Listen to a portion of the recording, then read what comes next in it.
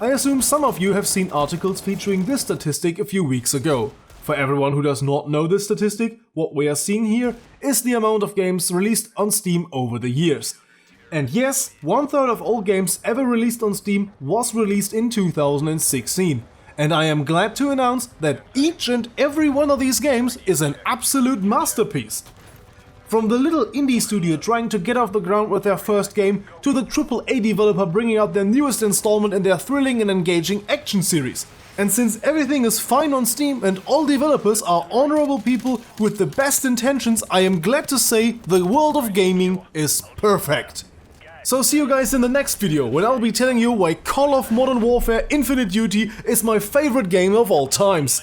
Goodbye and This video wants to address several points. The lack of quality control on Valve's own sales platform Steam, and on the side of the developers themselves, as well as developers maliciously throwing out crap to make a quick buck, or even big developers releasing unfinished games for the sake of just releasing it, and re-releasing old games with cash cow features. Back when the first third-party games were released on Steam, I was excited. Especially about the release of Red Orchestra. That was a fine addition to Valve's own World War II shooters, Day of Defeat and Day of Defeat Source. Soon Steam was filled with a lot more third-party games, and of course more Valve titles. Remember the time when Valve still developed their own games? Those were the times. Especially for new and smaller developers, I always considered it to be a big achievement to have your game on the Steam store. Valve's own platform, and they don't just allow anything up there, don't they? Fast forward to today and have a look at this statistic by Sergei Galoikin. 38% of all Steam games were released in 2016, about 26% released in 2015 and further 16% in 2014. That's a massive growth over the last 3 years. The data of course not only includes new games released, but also older games re-released on Steam for the first time. However, the statistic does not include DLCs or non-game software, so different statistics could look even more drastic. Currently there are 12,380 games on Steam, and by the time you're watching this video, there will be even more. Now, are all of these games, especially the majority of the ones released in the last 3 years, all worth their money? Looking at what has passed through Greenlight, it appears that Valve doesn't care what's on Steam as long as they can earn a few cents of it. This trend of allowing poor quality content to be on the storefront of Steam has first been mentioned on this channel about a year ago when talking about Prospect, a standalone game riding on the Half-Life nostalgia train.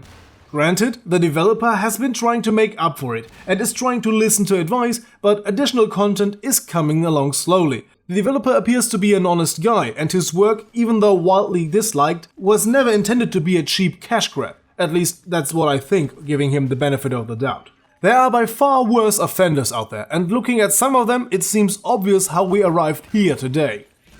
We all remember the DayZ and WarZ or WarZ or WarZ fiasco a few years ago, and how WarZ quite obviously copied DayZ's concept and tried to trick us into buying it by simply lying about features and doctoring screenshots.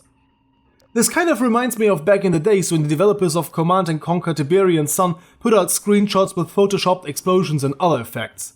That's the same kind of stuff the WarZ developers did to ride along the DayZ train. But even though the DayZ developers were on the receiving end, I have very little sympathy for them today, seeing how they deleted and censored negative and totally legitimate criticism of their game. But let's not waste our time at this old tragedy and target renders being passed off as actual in-game material. No, let us talk about the real bad apples, the ones that seriously could be filtered out by Steam. Let's call them early access abusers. You have studios like Tripwire Interactive, the creators of the before-mentioned Red Orchestra, who for the last development period of Killing Floor 2 offered the game in early access mode. The game was initially released with only one playable map and a fraction of playable classes and weapons. Over the course of the following month, the amount of content grew massively until the game got released not long ago. But the game's basics and gameplay were already established the day the early access launched, and the rest was just merely adding more of the same and tweaking around with some visual elements. This is how early access stories should sound like, but sadly, a lot of them sound very different. Let's look at this right here, a game simply called Dragon the Game. It has been in early access since 2014, and still it's not done. The game is being sold for $17.99 since the release, and back then, it just allowed you to fly around and do nothing else.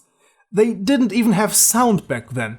Jim Sterling reported on it a while ago, and I checked it out myself, and it is every bit as bad as he proclaimed it to be. And looking at it today, it appears as if nothing has changed, and the developers completely abandoned it. But even worse than people that sell overpriced games with almost no content are developers who sell games that are not even developed. I'm talking about developers who just throw together store-bought Unity assets and cobble it into a somewhat playable state, possibly just following some step-by-step tutorial on YouTube. There is no original theme in these games, no directing philosophy, nothing that makes them unique, and they all somehow look alike in their inconsistency of style.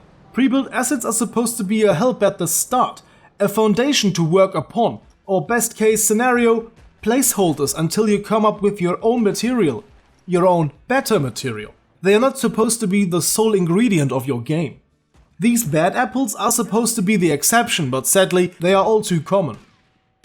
If you release a game in early access, you should have something to show for it. Actual content, playable missions with story elements, or a working multiplayer are the least one should expect from a product that you pay hard-earned money for.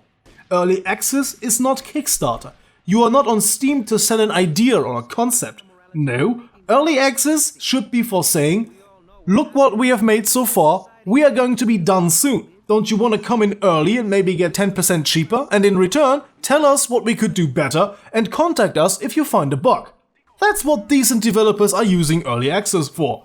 And not for, hey, we have just started, this is a test map where you can walk around and do nothing, give us money and maybe we'll finish it one day. Of course, nobody is forced to buy these shit games, it's a free market. But time and time again it happens that customers get fooled into buying shitty products. Sure, the refund option helps, but often it takes more than 2 hours to figure out if a game sucks. Furthermore, it just doesn't look good on Steam's part if the store is filled up with these kind of disasters. If you are looking for a great old-school style multiplayer FPS shooter game with today's eye candy, then shootertactics.com War is Hell game has everything you need and more. Like Kill Streak Announcer. Ooh, a Kill Streak Announcer! How fancy! By the way, it's always funny to me when these games get defended from criticism with the argument, oh, it's just a mod, or oh, it's just early access, it's not done yet, don't criticize an unfinished product. Wait a minute, I shouldn't criticize a product I paid for? Clearly the developers think it's something worth paying for. And if I paid for something, whether I like it or not, I am entitled to voice my opinion about it. This counts for both so-called mods, which are actual standalone games, and early access titles alike. Take a look into the comments section of my prospect review. My criticism was admittedly harsh, but it wasn't unjustified. And still there are a lot of people telling me I should not criticize the developer's work because it's just a mod, not a pay-for mod. You know what? Here's the first official ESCalation rule. As soon as you charge money for your work can be criticized to the same standard as any other product you have to pay for. I think that's a reasonable rule. But it was cheap! Don't get mad about $10! Yeah, good arguments. If a game was broken, don't complain because it was cheap? Excuse me, sir, this USB hub, I bought it yesterday in your store and 2 of the ports are broken. So? The other 4 ports are still working? What are you complaining about? You just paid $10. Yeah, that's a pretty bad argument, isn't it? Another issue where some quality control would be great are old games being re-released on Steam. You probably all know these issues. You grab an old game you had laying around and want to play it for nostalgic reasons, but the old game has major issues with your modern system or won't run at all. For example, I'm a big fan of the original StarCraft and its Brood War expansion pack. I play it from time to time, but on my system, the main menu is just a big mess of green and blue pixels. Or try to get Star Wars Pod Racer to run on a modern system. Even with compatibility mode, it is a pain in the ass. So you would expect a re-release version of classic games in 2017 to be optimized for current generation computers.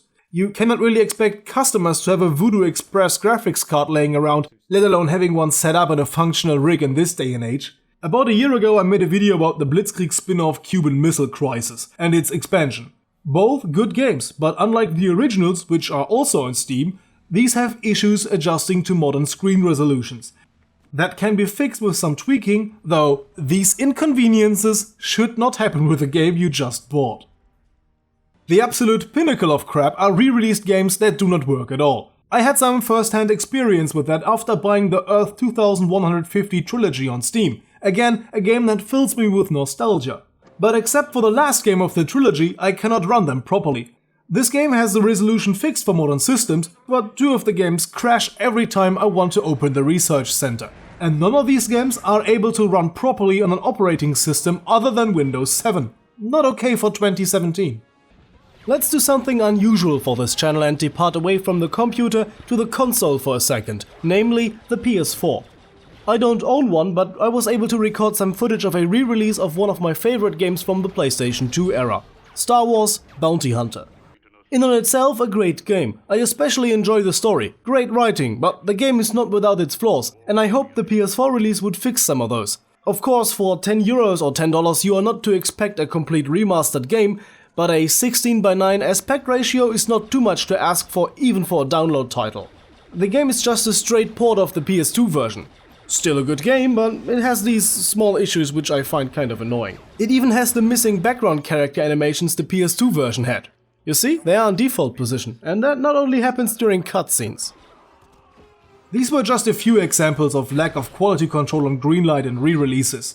There are even worse stories out there. For example, games being re-released without executable files. It's great when they release a game without game files. And no, we are not talking about missing sound files or a placeholder model still being in the release version. No, the fucking file to start the game is missing. But in times of massive Day 1 patches for AAA games, or in case of the recent Call of Duty, a massive Day 35 patch to bring it into a playable state, who are we to expect anything better from small and indie developers when not even the big boys of the industry are able to properly playtest games, fix obvious issues, or ship games with all features available? How long did it take for Battlefront to be complete? Does Battlefield 1 already include all the features it is supposed to have? How the fuck are server admin tools something that has to be pushed out after the release? Did the people at DICE really think that when people host a private server with their own money, they want to only play the vanilla game? And while we are at the topic, spending money on a game that you already paid for, let's talk about a slippery slope. In the end of the video COD Infinite Warfare a AAA fail, I said that I like COD 4 Remastered. That is still true, but I have to add a big but. The game itself is still fine, discounting that even in the remake you are getting shoved around by NPCs like it's 2003, but what really annoys me, Activision's greediness has gotten the best of them. Not only did they bundled up the supposed good game with the ever-repetitive yearly shit, no, now they added microtransaction to a re-released old game. If you know this channel, you know my opinion on microtransactions. I don't like them in full-price titles. Like many other people, I like character customization. It's cool when you can add a little bit of your own design into a game, even if it's just mixing up provided elements. Paying for them was never something I liked. Not if I already spent 60 or more on the game. But why is this a slippery slope? Well, you might think this is a bit far-fetched, but if they add microtransactions to a remastered version of an old game, how long will it be until they sell remastered old DLCs? In my opinion, a remastered edition of an old game should include everything that came out for it. Especially if they charge 60 or more for an old game that just got a fresh coat of paint. But at least now I can finally play my Soviet Spetsnaz soldier with the authentic Russian name, T-Bone. We'll see what the future will bring. Will developers improve their playtesting? Will Steam do something that would count as quality control? Or will we chug on like before? Apparently people are okay with the shit that's going on. From greedy and dishonest developers to shady greenlight projects which never even planned to be a complete game. Will this trend go on in 2017? Even more half-baked tech demos with no actual tech to demonstrate and Unity asset store massacres that flood the store and try to pass off as an actual game? We will see. Yes, I will press the X button on my keyboard. I am rather pessimistic for the future. In times where the PC version is just a lazy console port and it is treated like an unwanted bastard that can be neglected because he won't make enough money anyway, my hopes are not high, at least when it comes to some AAA developers. About Steam, maybe we will see a change there, because having customers dig through tons of garbage before they see anything good cannot be in the store owner's interest. That's it for now with my ramblings about the current state of gaming affairs in relations to quality control and shady or outright incompetent developer decisions. I would be interested in hearing your opinion on today's topics, especially if you agree or disagree with ESCalation rule number 1. As soon as you charge money for your work can be criticized to the same standard as any other product you have to pay for. So see you guys in the comment section down below. If you haven't checked out my video about the implementation of pay for sprays in Counter-Strike, go ahead and give it a look. Till next time, have a nice day, and as always, goodbye and guten Tag.